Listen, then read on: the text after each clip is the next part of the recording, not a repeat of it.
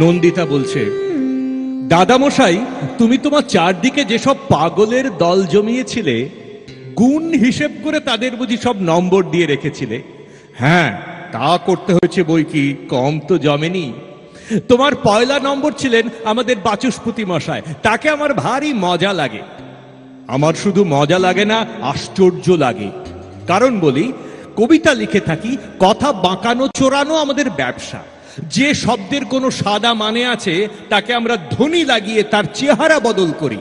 সে একরকমের জাদুবিদ্যা বললেই হয়, কাজটা সহজ নয়। কিন্তু বাচস্পতির ভাষা চলতো সে সমস্ত ডিঙিয়ে, যেন শুনলে মনে হতো কি একটা মানে আছে। হ্যাঁ, মানে ছিল বই কি, কিন্তু সেটা কানের সঙ্গে ধ্বনি মিলিয়ে আন্দাজ করতে হতো। আমার অদ্ভুত রত্নাকর সভার প্রধান পণ্ডিত ছিলেন ওই বাচস্পতি মশাই। প্রথম বয়সে পড়াশোনা করেছিলেন বিস্তর, তাতে মনের তলা পর্যন্ত গিয়েছিল ঘুলিয়ে। এক সময় মনে হলো ভাষার শব্দগুলো চলে অভিধানের আঁচল ধরে। ভাষার এই গোলামি ঘটেছে ভাষার কলিযুগে। সত্যযুগে শব্দগুলো আপনি উঠে পড়তো মুখে, সঙ্গে সঙ্গেই মানে আনতো টেনে।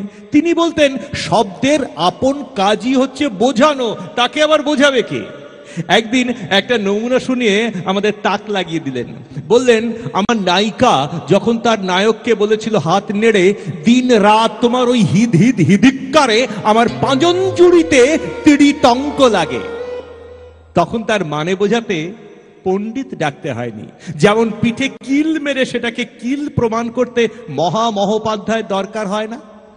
সভাপতি বললেন, ওয়ে বাচস্পতি, সেই ছেলেটির কি দশা হলো তোমার নায়কের? বাচস্পতি বললেন, ছেলেটার বুচকিন গোড়া থেকেই ছিল বুঝভুম্বুল গোছের। ওর নাম দিয়েছিলাম বিচকুমকুর। পাঠশালার পেডেন্ডোকে দেখলেই তার আংতারা যেত ফাঁচকলিয়ে, বুকের মধ্যে করতে থাকতো কুড়ুক্কুর কুড়ুক্কুর। এমন ছেলেকে বেশি পড়ালে সে একেবারে ফুসকিয়ে যাবে। এই কথাটা বলেছিল পাড়ার সবচেয়ে যে ছিল পেড়াম্বর হুড়হুমকি। একটু রসুন বুঝিয়ে বলি, পণ্ডিত শব্দটা পেয়েছি বালির দ্বীপের কাছে। তাদের মুখে ওই পণ্ডিত শব্দটা হয়ে উঠেছে পেডেন্ডো। ভেবে দেখুন কত বড় ওজন। ওর বিদ্যের বোঝা ঠেলে নিয়ে যেতে 10-20 জন ডিগ্রিধারী জোয়ানের দরকার হয়, আর পণ্ডিত তুরতুম করে উড়িয়ে দেওয়া যায়। একদিন অটলদা বললেন, বাচস্পতি, তোমার আজকেকার বর্ণনাটা একেবারে চলতি গ্রাম্য ভাষায়, তোমাকে মানায় না।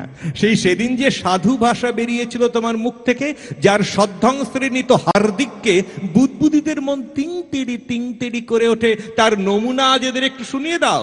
যে ভাষায় ভারতের ইতিহাসটি গেঁথেছ, যার গুরুভার হিসেব করে বলেছিলে ডুন্ডুম্মানিত ভাষা, তার পরিচয়টা চাই। শুনে এদের আন্তারা একটু ফাঁচ কলিয়ে যাক। বাচস্পতি মশাই শুরু করলেন, সমম্মরাট সমুদ্রগুপ্তের ক্রেঙ্কটাকৃষ্ট তরিত্রম্বন্ত পর্যুগাসন উত্রংসিত। একজন সভাসদ বললেন, বাচস্পতি মশাই, ওই উত্রংসিত কথাটা বেশ শোনাচ্ছে ভালো, ওর মানেটা বুঝিয়ে দিন। বাচস্পতি বললেন, ওর মানে উত্রংসিত? তার মানে উত্রংসিত অর্থাৎ তার মানে হতেই পারে না। হ্যাঁ, মেরে কেটে অবশ্য একটা মানেও দিতে পারি, এই যেমন ধরুন ভীর ভৃঙ্গট্ট। আর বলতে হবে না বাচস্পতি মশাই, স্পষ্ট বুঝতে পেরেছি, আপনি বলে যান। বাচস্পতি মশাই আবার শুরু করলেন, সমম্মরাট সমুদ্রগুপ্তের ক্রেঙ্কটাকৃষ্ট তরিত্রম্মন্ত পর্যুগাসন উত্রংসিত নিরঙ্করালের সহিত। এবার বথুরবাবুর মুখের দিকে চেয়ে বললেন, কেমন মশাই, ভাবখানা বুঝেছেন তো? নিরঙ্করাল একেবারে জলের মতো, এর চেয়ে বেশি বুঝতে চাইনে, আপনি বলে যান।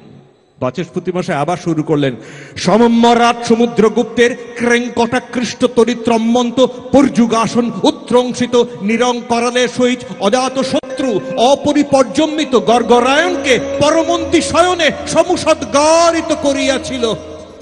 এই পর্যন্ত বলে একবার সভাস্থ সকলের দিকে চোখ বুলিয়ে নিলেন, বললেন, দেখুন একবার, সহজ কাকে বলে? অভিধানের প্রয়োজনই হয় না। সবার লোকেরা বললে, প্রয়োজন হলেই বা পাবো কোথায়? এবার মথুর বাবুর মুখের দিকে চেয়ে বললেন, মানেটা বুঝেছেন তো? বুঝেছি বই কি, সমুদ্রগুপ্ত অজাত শত্রুকে আচ্ছা করে পিটিয়ে দিয়েছিল। আহা বাচস্পতি মশাই, লোকটাকে একেবারে সমুসদ্গারিত করে দিলে গো, একেবারে পরমন্তি শয়নে। বাচস্পতি বললেন, একবার ছোট লাট এসেছিলেন আমাদের পাড়ার স্কুলে বুটের ধুলো দিয়ে যেতে। তাকে আমি আমার এই বুলবুলি ভাষার একটা ইংরেজি তর্জমা শুনিয়েছিল। সভার লোকেরা বলল, তাহলে ইংরেজিটা শোনা যাক। বাচস্পতি মশাই পড়ে গেলেন, দি হাব্বার ফ্লুয়াস, the superfluous infatuation of Akbar Dorbandically lacertites the gorbandism of Humayun। শুনে ছোটলাট একবারে টরটম্বনে গিয়েছিলেন, মুখ হয়েছিল চাপা হাসিতে ফুসকাইত, হেড পেডেন্ডোর টিকির চারধারে ভেরেন্ডম লেগে গেল। সেক্রেটারি চৌকি থেকে তরতং করে উঠে উঠলেন।